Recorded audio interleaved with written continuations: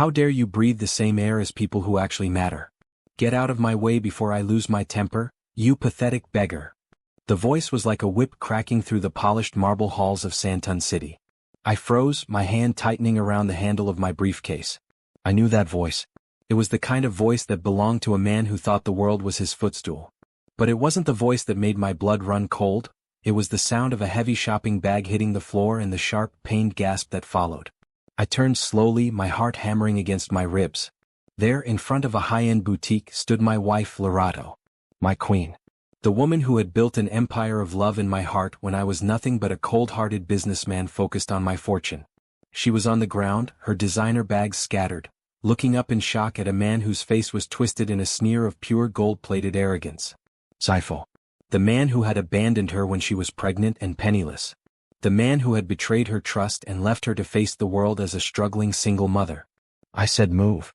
Sipho barked, and before I could reach them, he raised his polished leather shoe and kicked the bag right out of her hand, his foot narrowly missing her arm.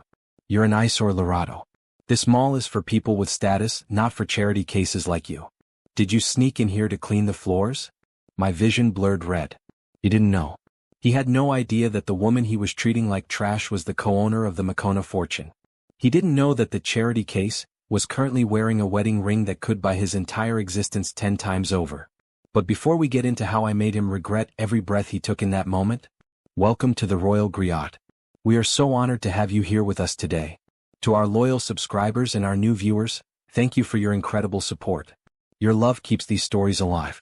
Before we continue with this tale of destiny and poetic justice, please drop a comment below and let us know where you are watching from. We love seeing our global family from the US, Jamaica, and all across the world. Now, let's see what happens when a mysterious stranger from the past meets the billionaire who changed everything. I am Thabo Mokoena. In the boardrooms of Johannesburg, they call me the Lion of Gauteng. I am known for being a billionaire with a heart of stone, a man who built a tech and real estate empire from the dust of the townships. People fear my shadow and crave my signature. But to Lerato I am just Thabo. I am the man who saw a struggling woman selling flowers by the roadside 3 years ago and saw a queen. I had watched her resilience. I had watched her raise her daughter, her little miracle, with a grace that put my billions to shame. I fell in love with her soul before I ever touched her hand. When we married, I promised her she would never have to look down again. I wanted to give her a new beginning, a life where her only worry was which continent we would visit for dinner. Today was supposed to be a simple day. She wanted to buy a gift for her mother, and I had told her I'd meet her at the mall after my meeting with the Minister of Trade. I was walking toward our usual meeting spot when I saw the confrontation. Sipho stood over her, looking expensive in a suit that was likely bought on credit. He looked down at Lerato with a look of pure disgust. What are you even doing here, Lerato? Sipho sneered, loud enough for the gathering crowd to hear. The last time I saw you, you were crying in a shack, begging me for diaper money. Look at you trying to play dress up. These bags, what did you do? Steal them? Or did you find a low-level sugar daddy to pay for your lunch? Lerato didn't scream. She didn't cry. She stood up slowly, dusting off her skirt. Sipho, she said, her voice steady but laced with a pain that broke my heart. It's been 5 years. You haven't changed. You're still the same man who walked out on your own blood. Don't you dare talk about blood to me, Sipho hissed, stepping closer, his finger inches from her face. I moved on. I have a real life now. I'm a senior consultant. I'm about to close a deal with Mokoena Holdings. I'm going to be a made man. And you? You're still the same abandoned girl from the streets. You're a stain on my past. He reached out, grabbing her arm roughly. Now, get out of this mall before I call security and tell them you're harassing me. You don't belong here, Lerato. You're a nobody. You'll always be a nobody. I felt the ground tremble beneath my feet, or maybe it was just the rage vibrating through my body. I stepped out from the shadows of the pillar, my limousine waiting outside, my security team trailing at a distance. Is there a problem here? I asked, my voice low like the growl of a predator. Sipho turned, a smirk already forming on his face, ready to dismiss whoever was interrupting his power trip. But when his eyes met mine, the color drained from his face so fast I thought he might faint. He recognized me. Everyone in this city knows the face of the man who owns the skyline. Mr. Mokoena. Sipho stammered, his hand dropping from Lerato's arm as if she were made of hot coal. Sir. I'm so sorry you had to witness this. This woman, she's a nuisance. She was bothering me. I was just cleaning up the area, sir. You know how these people are, trying to get close to men of our status. He actually smiled at me, a sycophantic, disgusting grin, expecting me to join him in his mockery. He thought I was his peer. He thought we were on the same side. I looked at Lerato. Her eyes were wide, watching me, waiting to see how I would handle this. She knew I could crush him with a single phone call. She knew I could end his career before the sun set. I walked past Sipho as if he were a piece of gum stuck to the bottom of my shoe. I reached out and took Lerato's hand, pulling her close to my side. I felt her lean into me, her strength returning the moment our skin touched. "Are you all right, my love?" I whispered, loud enough for Sipho to hear. The silence that followed was deafening. I could hear the clock on the mall wall ticking. I could hear Sipho's shallow, panicked breathing. My love." Sipho gasped, his eyes darting between our joined hands and the massive diamond ring on Lerato's finger that he hadn't bothered to notice before. "Mr. Mokoena, you know this woman?" I turned my gaze back to him, and for the first time in my life, I felt the full weight of my fortune and power. It wasn't just about money, it was about the protection I could now provide. "Know her?" I said, my voice dripping with a cold-hearted finality. "Sipho, I believe you mentioned you were looking for a contract with my company? Mokoena Holdings." Sipho nodded frantically, a flicker of hope in his eyes. "Yes, sir. The infrastructure project. I've been working on the proposal for months." I smiled, but there was no warmth in it. "Well, there's something you should know about the way I do business. I don't partner with men who kick women. And I certainly don't partner with men who abandon their daughters." Sipho's mouth hung open. She didn't tell you?" "She didn't have to," I snapped. "I know everything. And there's one more thing you should know, Sipho, before you're escorted out of this building and blacklisted from every firm in South Africa." I pulled Lerato closer and kissed her forehead. "You didn't just kick a nobody in the mall today. You kicked my wife. You kicked the mother of my child. And you just kicked away every future you ever dreamed of." Sipho stumbled back, his face white as a sheet. He looked around at the crowd, who were now whispering and pointing. The senior consultant was crumbling right in front of the world. "Thabo, please," Lerato whispered, her hand on my chest. "He's not worth the energy." "He's worth the lesson, Lerato," I replied. I looked at my head of security, who had appeared like a ghost behind Sipho. "Make sure this gentleman finds the exit. And call my office. I want his firm's contract terminated by the time I get to the car. No, make it by the time I finish this sentence." As the guards took Sipho by the arms, he started to scream, his voice echoing through the luxury mall. "Lerato. Wait. I didn't know. I swear. I can explain. We have a daughter. Lerato, help me." But we didn't look back. We walked toward the exit, the doors opening automatically for the king and queen of the city. But as we reached the limousine, my phone buzzed. It was an alert from my private investigator. The message read, "Sipho isn't just a consultant. He's been hiding something much bigger. He's not here for a contract. He's here for the girl." My grip tightened on the door handle. This wasn't just a random encounter. It was a trap. The heavy door of the limousine clicked shut, sealing us in a world of leather, silence, and the scent of Lerato's expensive perfume. Outside, the world of Johannesburg continued to move, but inside, the air felt thick with a new kind of tension. My wife sat beside me, her hands trembling slightly in her lap despite the brave face she had put on in the mall. "Thabo," she whispered, her voice barely audible over the hum of the engine. "What did that message mean? What do you mean he's here for the girl?" I looked at the screen of my phone again, the words burning into my eyes. My private security team didn't send vague alerts unless the situation was dire. I took her hand, interlacing my fingers with hers. Her skin was cold. "Lerato, I don't want you to panic. I've had my team keeping an eye on Sipho the moment I realized who he was months ago. I never told you because I wanted to protect your peace. I wanted our new beginning to be untainted by his shadow." "But why now?" she asked, her eyes searching mine. "He hasn't cared for 5 years. He didn't even know royalty's middle name. He called her a mistake the day he packed his bags. He's in debt, Lerato," I explained, my voice turning into that cold-hearted tone I reserved for the boardroom. "Deep debt. The kind of debt you don't walk away from in this city. He's been gambling with money that wasn't his, trying to fund a lifestyle he couldn't afford. He found out you married me. He doesn't want a contract, he wants leverage. He thinks if he can claim some sort of parental right, he can squeeze a settlement out of our fortune." Lerato's grip on my hand tightened until it hurt. "He will not touch my daughter. I will burn this city to the ground before he takes one step near her. He won't, I promised, leaning in to kiss her temple. I have a mysterious stranger, an operative I trust, already watching royalty at the school. She's safe. But Sipho is desperate, and desperate men are unpredictable.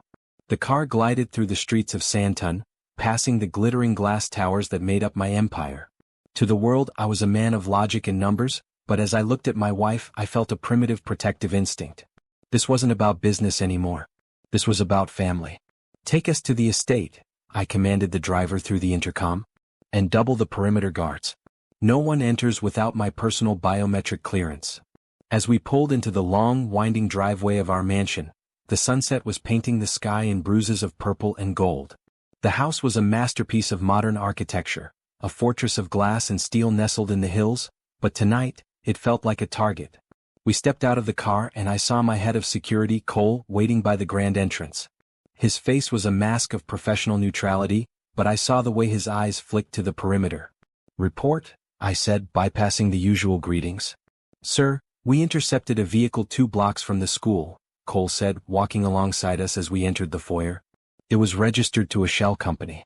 The driver fled, but we recovered a folder. It contained photos of the madam, the child, and detailed maps of this estate's service entrances." Lerato gasped, her hand flying to her mouth. "He was planning to come here? To our home?" "He's not working alone," I muttered, my mind racing through a list of my rivals. Sipho was a cockroach, but he didn't have the brains to map out a billionaire security system. Someone was feeding him information. Someone who wanted to see the Mokoena empire crumble from the inside out. "I want the private jet fueled and ready at Lanseria," I told Cole. "If things get heated, I'm moving my family to the coast. But first, I want to see the face of the man who thinks he can threaten my house." "Thabo, no," Lerato said, pulling me aside as Cole went to execute the orders. "Don't descend to his level. That's what he wants. He wants you to act like a thug so he can use it against you in court." "This isn't about being a thug, Lerato," I said, my voice softening as I looked at her. "This is about healing. For years you carried the weight of his betrayal alone. You felt small because he tried to make you small. Today in that mall he tried to kick you again. I am going to show him that the woman he abandoned is now the most powerful woman in this country. Not because of my money but because of her heart." I led her into the grand living room, where the floor-to-ceiling windows offered a view of the city lights beginning to flicker on like fallen stars. I poured her a glass of water, my hands steady, though my heart was a drum of war. "What is the plan?" she asked, her voice regaining its strength. "We are going to give him exactly what he wants," I said, a slow smile spreading across my face. "He wants a meeting. He wants to negotiate. So we will invite him here. Tomorrow morning. In my boardroom at the top of the Mokoena Tower. We will let him bring his lawyers. We will let him bring his evidence. And then we will show him the true meaning of poetic justice." The night was long. I stayed awake in my study, surrounded by monitors and spreadsheets, watching the digital ghost of Sipho's life. I saw the bank foreclosures, the cancelled credit cards, the trail of lies he had told to keep his head above water. He was a drowning man and he thought Lerato was a life raft. He didn't realize she was the ocean and I was the storm. Around 3 a.m. I checked on royalty. She was sleeping peacefully in her bed, her favorite stuffed lion tucked under her arm. She was the picture of innocence, a miracle I hadn't expected to have in my life. I had been a secret admirer of her mother's strength long before I became her father, and I would be damned if I let a ghost from the past haunt her dreams. The next morning the sun rose with a sharp, clear light. I dressed in my finest suit, a navy blue 3-piece that felt like armor. Lerato stood by the window wearing a dress of traditional Venda fabric mixed with modern silk, looking every bit the queen she was. "Are you ready?" I asked. "I've been ready for 5 years," she replied. We arrived at the Mokoena Tower at 9 a.m. The staff bowed as we passed, the atmosphere thick with the knowledge that something monumental was about to happen. We took the private elevator to the penthouse floor. When the doors opened, I saw Sipho sitting in the reception area. He looked different today.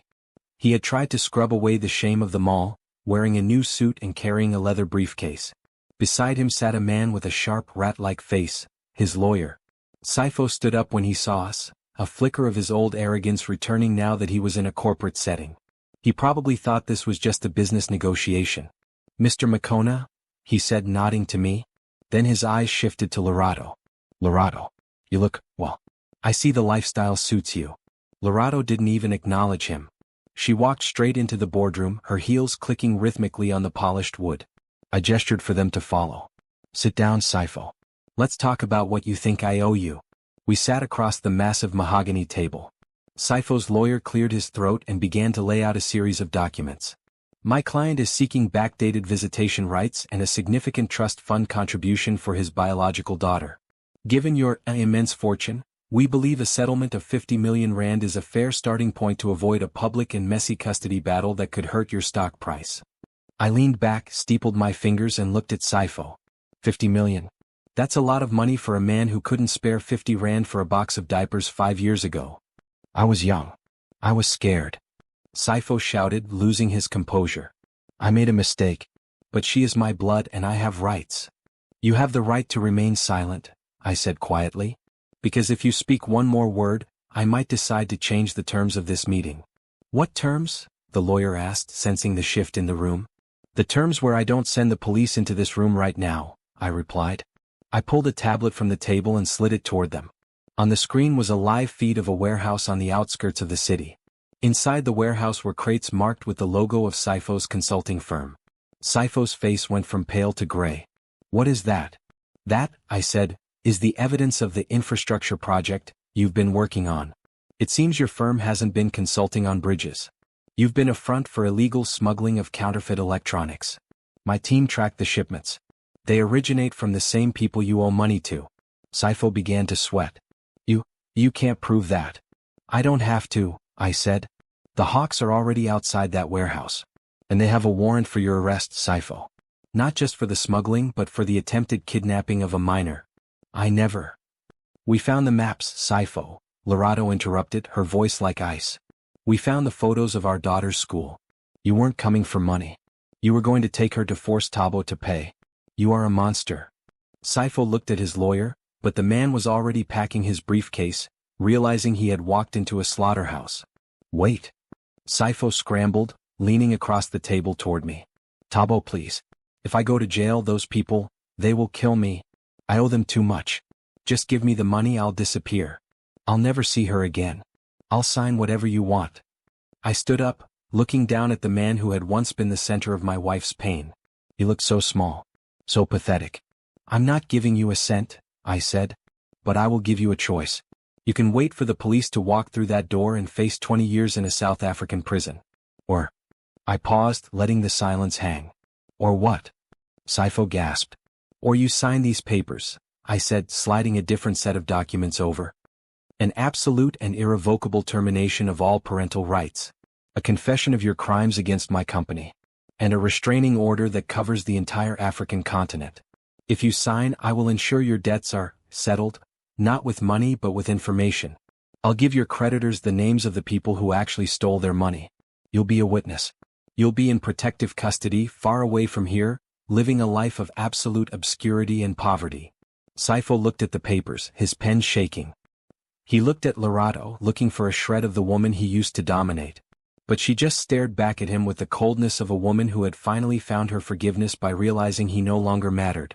He grabbed the pen and scribbled his name, his hand trembling so hard the signature was barely legible. There, he hissed, throwing the pen down. It's done. Now get me out of here before they come for me. I signaled to Cole, who opened the door. 2 men in dark suits entered. They weren't police, they were my private transport team. Take him to the safe house, I said. And make sure he realizes that if he ever speaks the name Royalty, or Lerato, again, the protection ends. As they dragged him out, Sipho looked back one last time. You think you've won? You think money makes you better than me? No, I said, my voice echoing in the hollow room. Being a man who stays makes me better than you. The door slammed shut. The room was finally quiet. Lerato let out a long, shaky breath and collapsed into one of the leather chairs. I went to her, kneeling at her feet. It's over, she whispered. He's gone. He's gone, I confirmed. And he can never hurt us again. But as I held her, my desk phone rang. It was my lead investigator, his voice urgent. Sir, we have a problem. We were tracking the source of the maps found in the car. It wasn't Sipho's firm. The data came from an internal server at Mokoena Holdings. My blood turned to ice. Sipho was just the distraction. The real enemy was sitting in a boardroom right under my nose. And they weren't after the money, they were after the empire itself. "Sir," the investigator continued, "there's a board meeting scheduled for 11 a.m. They are calling for an emergency vote to remove you as CEO, citing personal scandals and misuse of company resources for your private security. And Thabo, the person leading the charge, it's your brother." I looked up at the clock. It was 10:45 a.m. "My own brother," I whispered, the words feeling like shards of glass in my throat. "Jabulani." The name felt heavy, a relic of a past when we shared a single mattress on a cold floor in Soweto, dreaming of a day we wouldn't have to share a single loaf of bread. I had built this empire with the sweat of my brow, but I had always kept a seat at the table for him. I had made him the deputy chairman. I had given him a life of luxury he hadn't earned, all because of the bond of blood. And now, while I was protecting my wife from a ghost, my brother was trying to bury me alive. I looked at Lerato. She saw the shift in my eyes, the way the warmth of the husband vanished and the cold-hearted resolve of the chairman took over. "He's in the boardroom, isn't he?" she asked. "He is," I said, checking my watch. 10:48 a.m. "He thinks he's caught me at my weakest. He thinks the scene at the mall yesterday was a scandal that would make the board lose faith. He's used the video of Sipho being dragged away to paint me as a man who uses company resources for personal vendettas." "Then let's go," Lerato said, standing tall. She straightened my tie, her touch the only thing keeping me grounded. "He doesn't realize that you aren't just a businessman, Thabo. You are a protector. And the board needs to see that a man who doesn't protect his home can never protect a fortune." We didn't take the back way. We walked through the main hall of the executive floor, the glass walls reflecting a man and woman who looked like they were walking toward a coronation, not a coup.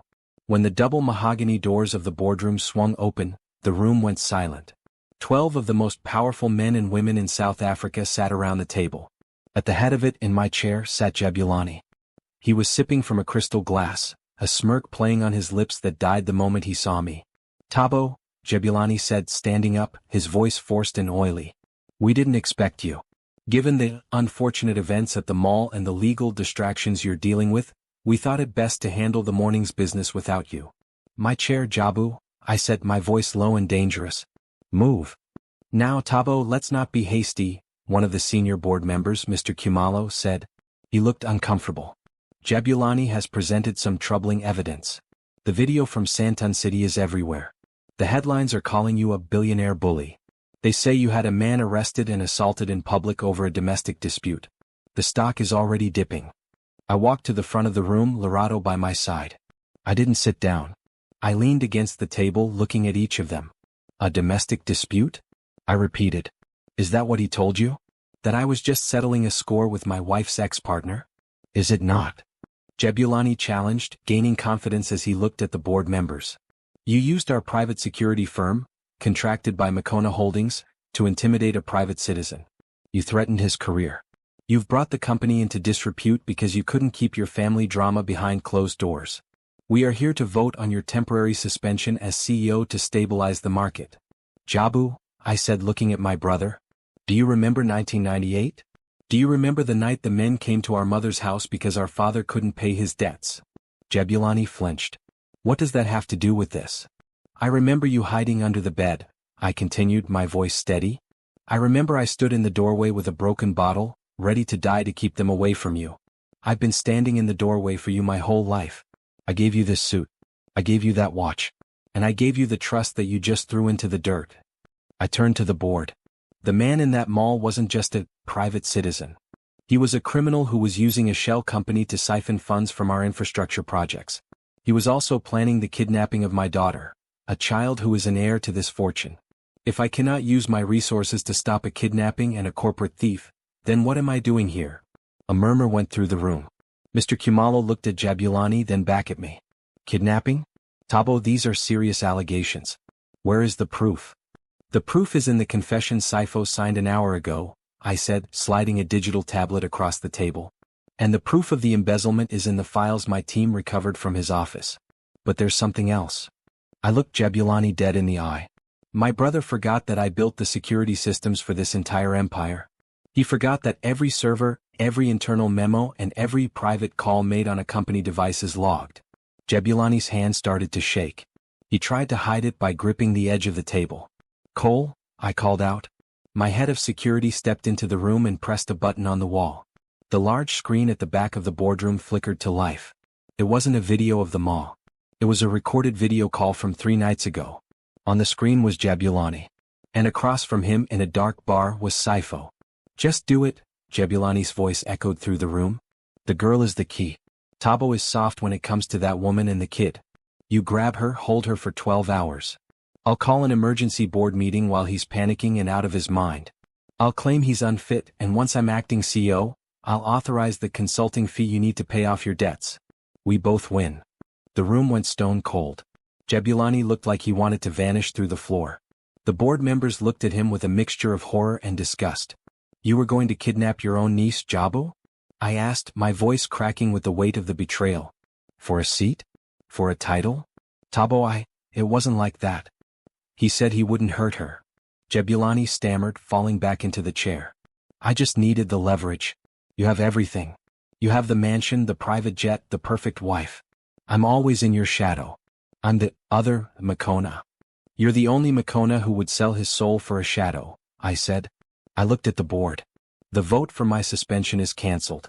Instead, we are voting on the immediate termination of Jabulani Mokoena and his referral to the South African Police Service for conspiracy to kidnap and corporate fraud. Wait. Jabulani screamed as Cole stepped forward to grab him. You can't do this. We're blood. Ma would never forgive you for putting me in jail. Ma would never forgive me for letting a snake sleep in the house, I replied. As they led my brother out of the boardroom, he wasn't screaming insults anymore. He was crying. It was the same sound he made when we were children, but this time I didn't step in front of the door. I let it close. The board meeting ended in a blur of apologies and redirected loyalty. They all wanted to shake my hand to tell me they were on my side all along. I ignored them. I took Lerato's hand and walked out to the balcony that overlooked the city. The Johannesburg skyline was beautiful, but today it felt like a graveyard of dreams. I had won, but I had lost a brother. You did what you had to do, Lerato said, leaning her head on my shoulder. You saved our daughter. You saved this company.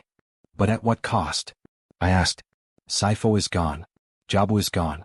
But the people Sipho owed money to, they don't care about board meetings. They don't care about confessions. They want their money and they know I have it. My phone rang. It was an unknown number. I hesitated, then answered. Mr. Mokoena, a voice whispered. It was a woman's voice, deep, melodic, and unfamiliar. You handled your brother quite well. Poetic, really. But Jabulani was a small fish in a very large pond. Who is this? I demanded. A mysterious stranger with a piece of advice, she said. The debts Sipho owed weren't just for gambling. He was buying something for someone else. Something that was stolen from your father 30 years ago. Something that is the real reason you have this fortune. My heart stopped. My father had died in a mining accident when I was 10. We were told he left nothing but debts. What are you talking about? Check the safe in your father's old house in the township, Thabo. The one you never sold. The one you keep as a reminder of where you came from. There's a secret hidden in the foundation that Jabulani was trying to find. And if you don't find it by midnight, the people coming for it won't be using lawyers. The line went dead. I looked at Lerato. We have to go back to the township. Now. The drive from the glass and steel heart of Sandton to the dusty, vibrant streets of Soweto was a journey through time. As my limousine glided through the traffic, the skyscrapers of my empire began to shrink in the rearview mirror, replaced by the sprawling, rhythmic life of the township. This was where the Lion of Gauteng had been a cub, a hungry, struggling boy with holes in his shoes and a fire in his belly. Beside me, Lerato was silent, her hand resting on my arm. She knew what this place meant to me. It wasn't just a location, it was a scar. It was the place where my father, a hard-working miner, had been brought home in a pine box, and where my mother had worked her fingers to the bone as a domestic worker to keep us fed. Thabo, she said softly, what do you think is hidden there? Your brother lived in that house with you for years. If there was a secret, why wouldn't he have found it? Jabulani always looked at the surface, I replied, my voice thick with the weight of his recent betrayal. He looked at the cracks in the walls and the rust on the roof. He hated that house because it reminded him of being poor. He never understood that our father was a man of depths. He was a miner, Lerato. He knew how to hide things where no one would think to dig. We reached the small four-roomed brick house on a quiet corner. I had never sold it despite my fortune.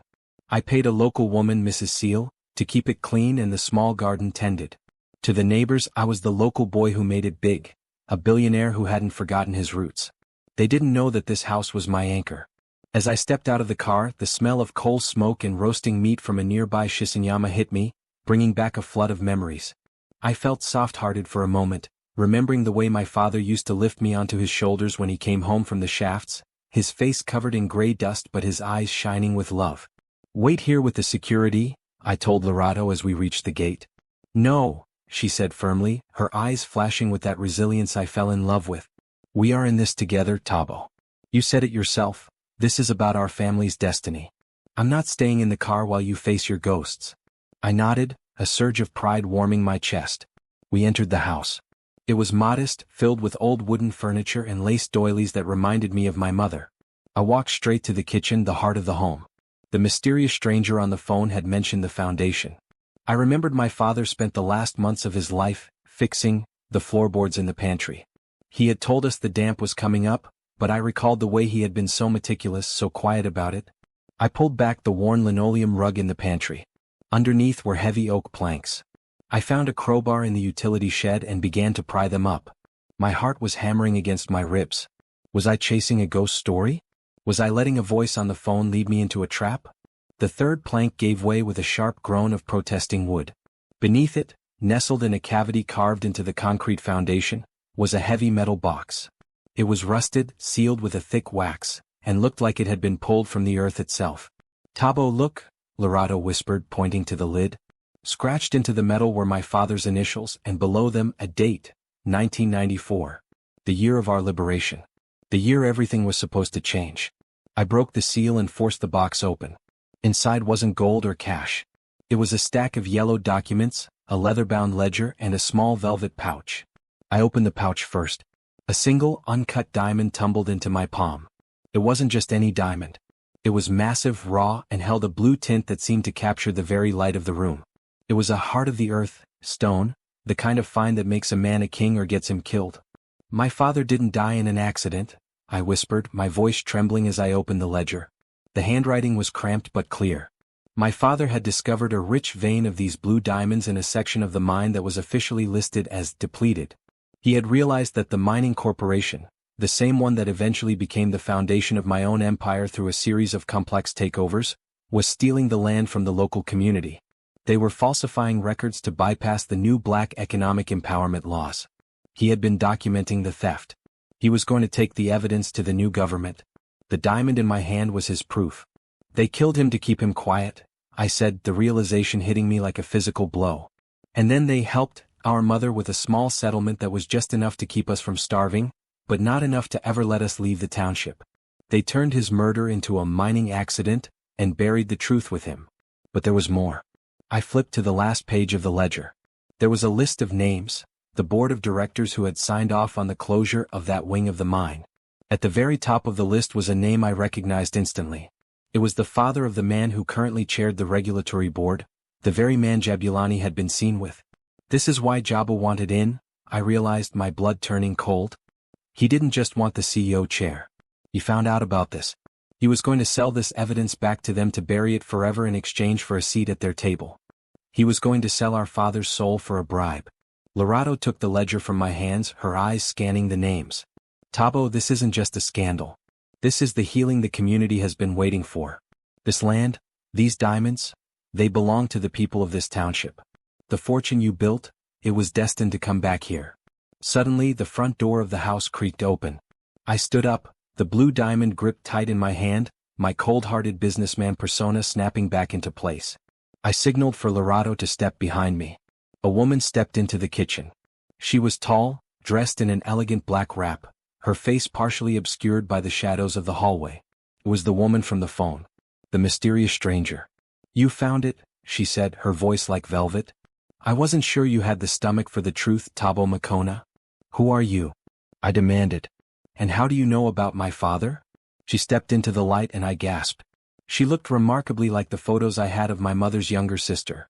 The aunt who had disappeared decades ago, the one we were told had moved to the UK and never looked back. "My name is Sarah," she said. "I was your father's secret admirer, not in the way you think. I was the one helping him smuggle the documents out.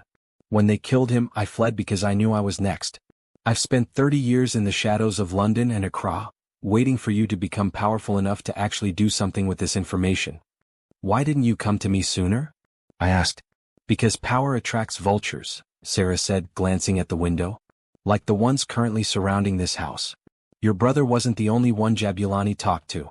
He was desperate, Thabo. He sold your location to the people who want that ledger gone. They are outside.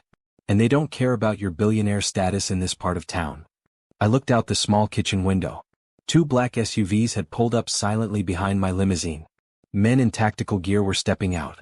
These weren't police. They were private cleaners. Thabo, Lerato whispered, her voice tight with fear. The back door is blocked too. I looked at the diamond in my hand, then at the ledger that held the truth of my father's life and death.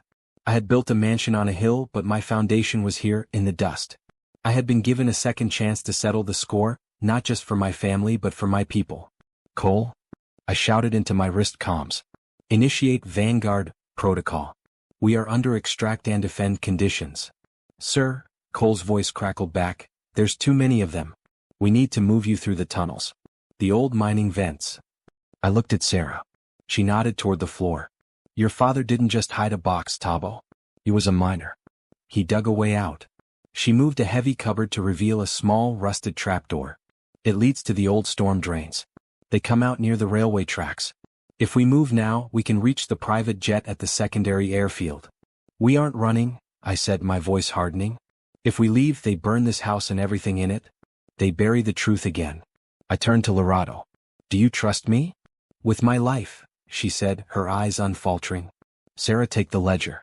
Lerato, take the diamond. I'm going to give these men the scandal they've been looking for. I pulled out my phone and opened my private social media channel, the one with millions of followers who watched my every move. I hit go live. My name is Thabo Mokoena, I said to the camera, my face filling the screen. And I am currently at my childhood home in Soweto.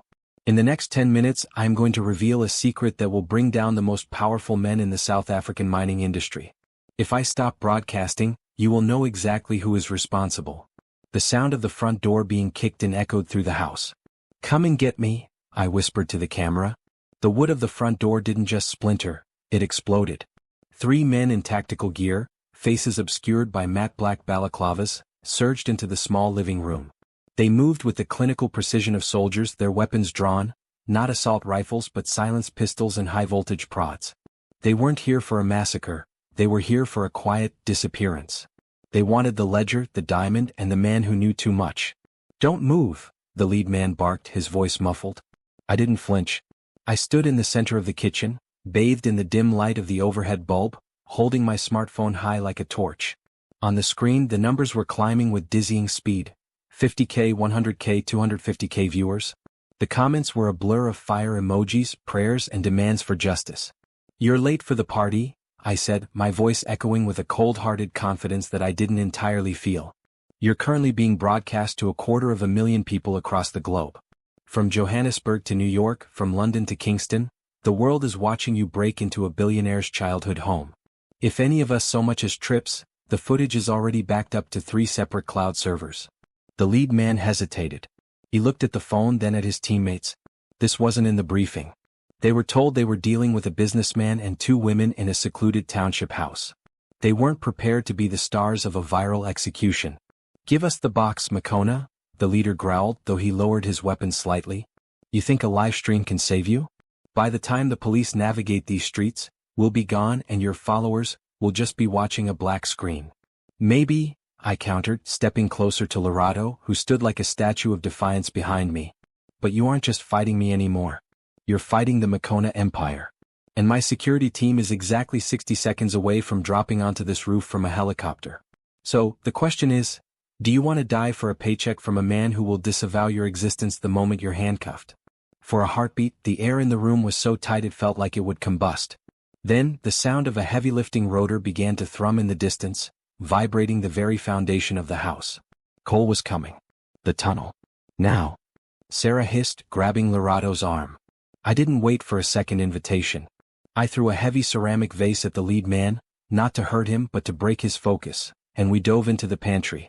Sarah guided us toward the rusted trapdoor. I was the last one in, sliding the heavy oak planks back over the opening just as the kitchen door was kicked off its hinges. The tunnel was cramped, smelling of damp earth and old secrets. It wasn't a professional mine shaft. It was a desperate man's escape route, hand-dug with the strength of a father who knew his days were numbered. We crawled in silence, the only sound the rhythmic thud of our hearts and the distant, muffled shouts from the house above. "Thabo," Lerato whispered, her voice trembling as we moved through the darkness. "The diamond? I still have it. It's burning in my pocket." "Keep it safe, my love," I replied, reaching back to squeeze her hand. "That stone is the key to our new beginning. It's the proof that our fortune wasn't built on luck, but on a miracle of truth." We emerged 300 meters away inside a derelict garage near the railway tracks. Waiting there was a nondescript, armored SUV. Cole was standing by the door, his face grim. "Sir, we have the perimeter, but the city is in lockdown," Cole reported, ushering us into the vehicle. The men at the house were contractors for the Apex Group. That's the parent company of the Mining Regulatory Board. They've blocked the main roads to the airport. They know you're heading for the private jet. "They think they know me," I said, sitting back as the armored glass rolled up. "They think I'm going to run. But I've spent my life being abandoned and betrayed.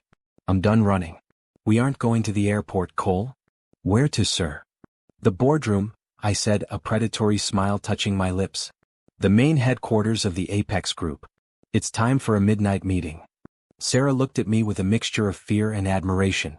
"Thabo, that's suicide. Their security is tighter than a prison." "Not for me," I said. "I still own 15% of their holding stock through a shell company Jabulani didn't know about. I'm not an intruder, I'm a shareholder coming for an audit."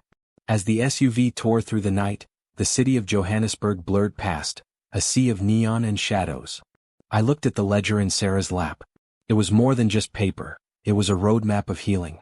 It contained the names of the families who had been displaced, the workers who had been cheated, and the evidence of the accident that took my father's life. We arrived at the Apex Tower at 11:45 p.m. The building was a monolith of black glass, standing like a tombstone over the city. I stepped out of the car, no longer the boy from the township, but the billionaire who was about to dismantle an empire. The security at the front desk tried to block us, but I didn't stop. I threw my black titanium executive card onto the marble counter. "I am Thabo Mokoena. I am here for an emergency meeting with Chairman van der Merwe. If you touch me, my legal team will file a suit that will bankrupt this security firm by sunrise. Move." The guard stepped back, intimidated by the sheer gravity of my presence. We took the elevator to the 50th floor. When the doors opened, we weren't met with gunmen. We were met with silence. The chairman was waiting for us in his vast, darkened office. He was an old man, his skin like parchment, sitting behind a desk that cost more than a township block. He didn't look surprised. He looked tired. "You have your father's eyes, Thabo," he said, his voice a dry rasp. "And his stubbornness. I told them 30 years ago that burying the truth in the earth was a mistake.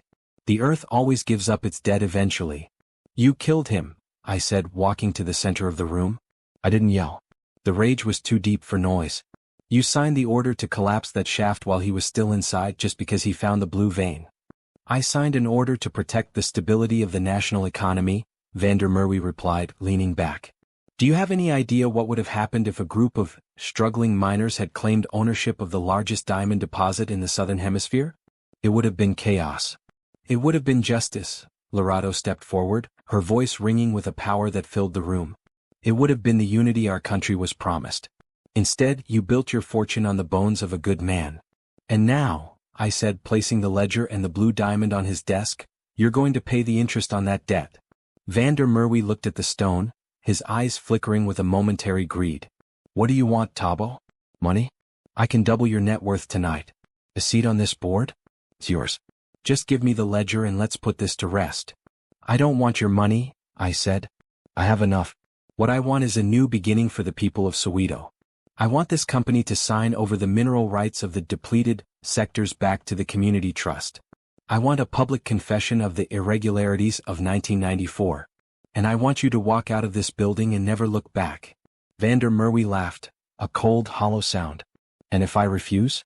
You're in my building, Thabo. My men are in the hall. You think your live stream is still going? We jammed the signals the moment you entered the lobby." I looked at my phone. He was right. No signal. "I knew you'd do that," I said quietly. That's why I didn't come here to broadcast. Then why? I came here to show you this, I said, pointing to the wall-sized television in his office. I hit a button on a small remote I had taken from Cole. The screen flickered to life, but it wasn't showing the news. It was showing a live feed from the Apex Group's own internal server. While you were busy jamming my phone, I explained, my tech team was bypassing your firewall. We didn't just upload the ledger to the cloud. We uploaded it to your own corporate website. We've sent it to every major news outlet in the world, time to release at midnight. Unless what? Vander Merwe hissed, his face turning a sickly shade of gray. Unless I enter a kill code that I alone possess. A code that will replace the documents with a simple, quiet resignation from the entire board. I checked my watch. 11:58 p.m. You have 2 minutes, Chairman. You can choose to be the man who saved the company by resigning, or the man who went to prison for a 30-year-old murder. The silence in the room was absolute. Outside, the city lights twinkled, unaware that the fate of an industry was hanging by a thread. Vander Merwe looked at the ledger, then at the diamond, then at the man he had tried to destroy. He reached for a pen. But just as his hand touched the paper, the office door burst open. It wasn't my security. It was Jabulani. He looked disheveled, his eyes wild with a mixture of greed and desperation. He held a gun and it was pointed straight at my heart. No one is signing anything. Jabulani screamed. You think you're so smart, Thabo? You think you can just cast me aside like trash? I'm the one who found the truth. I'm the one who deserves the fortune. Jabu put the gun down, I said, my voice soft. This is over. Don't add murder to your list of mistakes. It's only a mistake if I lose, he cried, his finger tightening on the trigger. If you die and the chairman dies, I'm the only heir left. I'll make the deal. I'll be the king. The clock on the wall began to chime. Midnight. A shot rang out, echoing through the glass tower. The sound of the shot didn't come from Jabulani's gun. It was the sharp, deafening crack of a high-pressure flashbang canister, launched with surgical precision by Cole as he breached the boardroom window from the exterior ledge. The room was suddenly filled with a blinding white light and a roar that felt like the earth itself was screaming. Jabulani, never a man of true stomach or grit, shrieked and fell to his knees, dropping the pistol as he clutched his ears. I didn't waste a second. I lunged forward, kicking the weapon across the polished marble floor and pinning my brother to the ground. It's over, Jabu. I roared over the ringing in my ears. Look at yourself. You were ready to kill the only person who ever truly loved you for a chair in a room that's already burning. The smoke began to clear, revealing Cole and 3 other security operatives standing over us, their red laser sights dancing across the chairman's chest. Vander Merwe sat frozen, his hands raised, his face a mask of ancient, crumbling defeat. Lerato rushed to my side, her hand trembling as she touched my shoulder. Thabo, you're bleeding, she whispered, pointing to a small cut on my cheek from a flying shard of glass. It's nothing, I said, standing up and pulling Jabulani to his feet. My brother was sobbing now, the pathetic, hollow sound of a man who had realized he had traded his soul for a fortune that had vanished like smoke. Take him out, I told Cole. I don't want him in my sight. And call the authorities. Tell them the Lion of Gauteng has a gift for them. I turned my attention back to the chairman. The clock on the wall now read 12:05 a.m. The kill code had already been sent. Across the globe, the truth was surfacing. The files were live. The blue diamond, sitting on the desk between us, seemed to glow with a righteous light. The empire you built on my father's grave is gone, Vander Merwe, I said, my voice cold and steady. By morning your stock will be worthless. Your board will be under indictment. And the world will know that the Mokoena name wasn't built on a mining accident, but on a miracle of resilience. The old man looked at me, a flicker of something, perhaps respect, perhaps fear, in his eyes. You think you've won, Thabo? You've destroyed a legacy.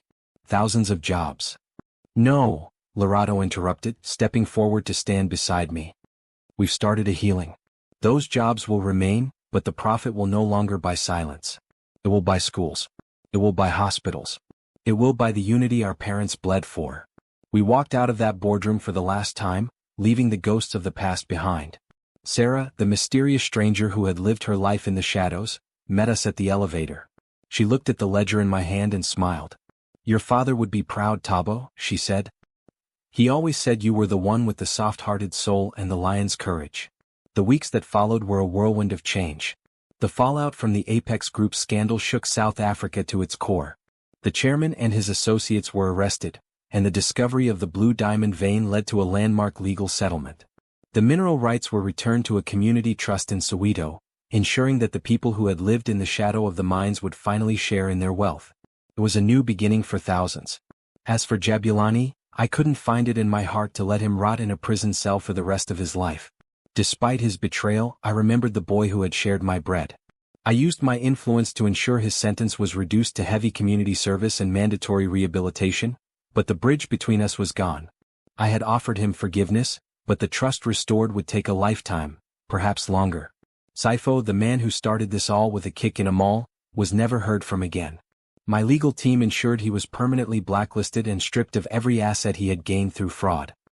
He was left with exactly what he had given Lerato years ago, nothing but the clothes on his back and the bitter taste of regret. Today the sun is setting over the gardens of our mansion.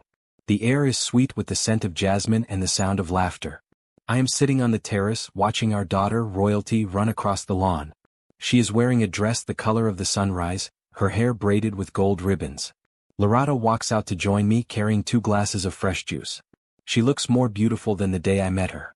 The flower girl from the roadside is now the head of the Mokoena Foundation, overseeing the healing of her community with a grace that humbles me every day. "What are you thinking about?" she asks, leaning her head on my shoulder. "I'm thinking about the day at the mall," I say, taking her hand. "I'm thinking about how a man like Sipho thought he could make you feel small. He didn't realize he was looking at a queen. And I was looking at my king," she whispers. We look out over the city. I'm still a billionaire, yes.